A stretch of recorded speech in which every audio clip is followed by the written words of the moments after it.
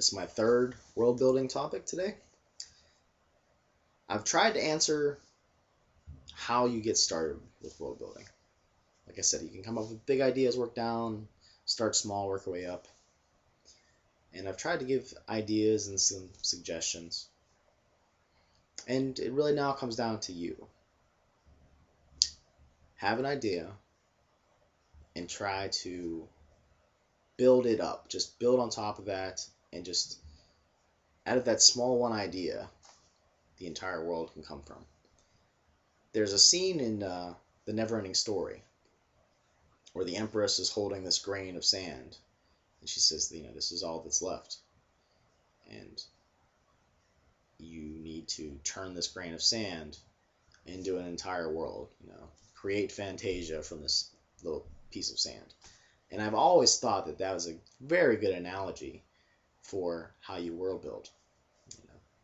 You start out with this very small concept, and then the world blossoms out of your imaginations from there. When you're coming up with your ideas, you might think, well, okay, I want these things in the setting, but other than that, I'm not really sure what I want to do. If that's where you're at and you're not really sure what to put in the setting, just think about the things that you like. Think about movies, think about books, and these don't even have to be about, fantasy or sci-fi or whatever kind of setting you're making. They can be other genres. And you can bring things that you like and put them into the setting. In fact, genre mashing is an idea that you can use to make a setting.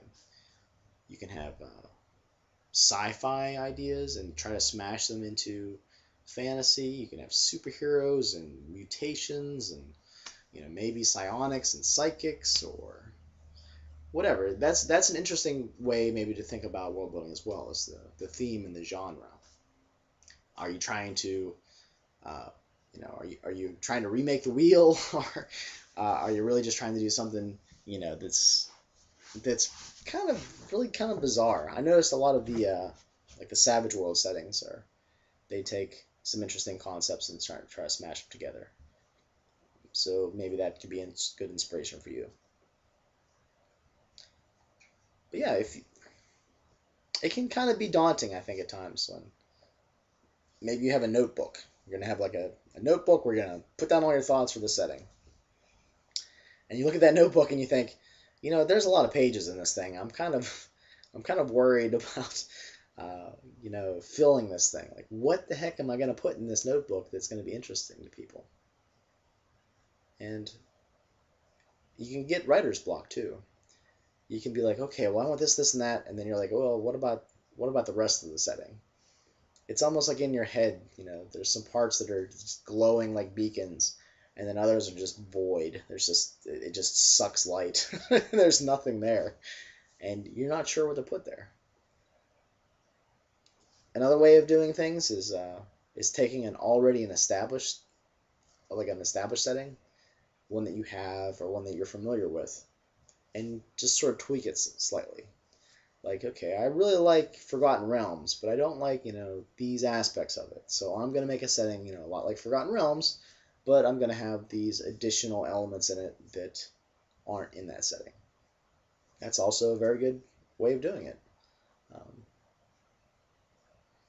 don't know, there's a lot out there.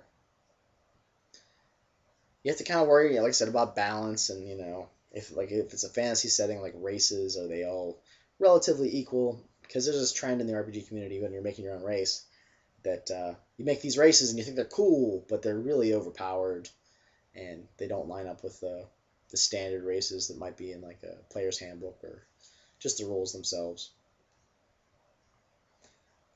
I don't know. As far as religions go, you can really go off a lot of like real world religions if you like, just for ideas. I would not use the same terms as real world religions because you don't really want to offend anyone that's coming to sit at the table. You want to stay away from like cliches and stereotypes because that can really irritate some people. But you can take elements from real world religions or dead religions or mythologies and tweak them, turn them on their head, mash them with other ideas and sort of make your own idea. Um, I found that having a unique religion in the game, it can brings more breadth of life is just into the campaign, especially if a player is willing to go the extra effort and ask you questions like, okay, well, what would the daily life of someone that believed this religion, what would they do? Would they pray at certain times? Would they not eat certain things? And inquisitive players can really actually make you world build more because they'll ask you questions and you might not have ever thought that. Like, oh, wow, I never thought the implications of this one belief system on like an adventurer. You know, maybe they're conflicted about certain things. Maybe they're like, they're 90% good as far as what they're supposed to do for that religion, and there's like the 10% that they kind of like, yeah, I'm gonna pretend I didn't see that. And maybe that produces some feelings of guilt in the player. But if you have really involved characters and players, it can really flesh out your setting very good. So that's an interesting idea. So you got the religions. You have your landforms, mountains, rivers. Maybe you have to do some research. Maybe you want to really put a lot of different things into a setting. Maybe you want to put things in a setting that aren't usually right next to each other. Maybe there's some mystical reason why the mountain is, suddenly breaks off into this like black pit or right next to an ocean. Um, I don't know, things that aren't common in real world, landforms. I'm not really that great with, that sort of thing, but don't be afraid to bring in some of your experience as well, if and do research to find out real world things and how you can tweak them and put them into a game.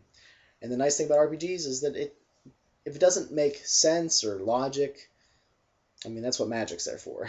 So, oh, magic did it. That's the reason that happens. So that's kind of like the big hand wave as far as stuff that really doesn't make sense. But again, depending on the flavor and the feel of your game, maybe you want it more realistic. So if that's the case, you want to try to be as close to real world things as you can be. Again, it all depends on what you want, how much effort you're willing to put into the work that you're doing, and into the setting itself. I really enjoy making races, and I think I almost enjoy making racial cultures better than races themselves. Because some systems break race and culture.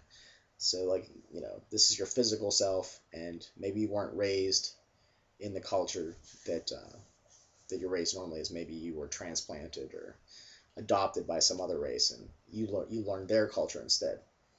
Harp is really cool for that high adventure role playing, where you can be a dwarf, but you're raised in a Sylvan culture. So you have your racial things and then your cultural things. And I like that kind of break between culture and race, which is interesting. And it's just nice to think about a fictional culture and everything that they believe, or any sort of fears that they have, or superstitions. Superstitions are a lot of fun.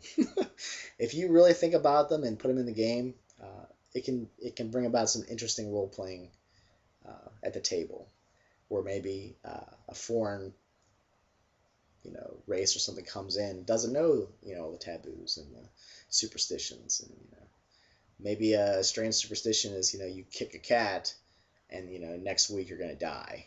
So maybe this character, this cat's chomping on his food that he has in his backpack, so he kicks this cat, and everyone kind of like parts away from like, ooh, you're dying soon.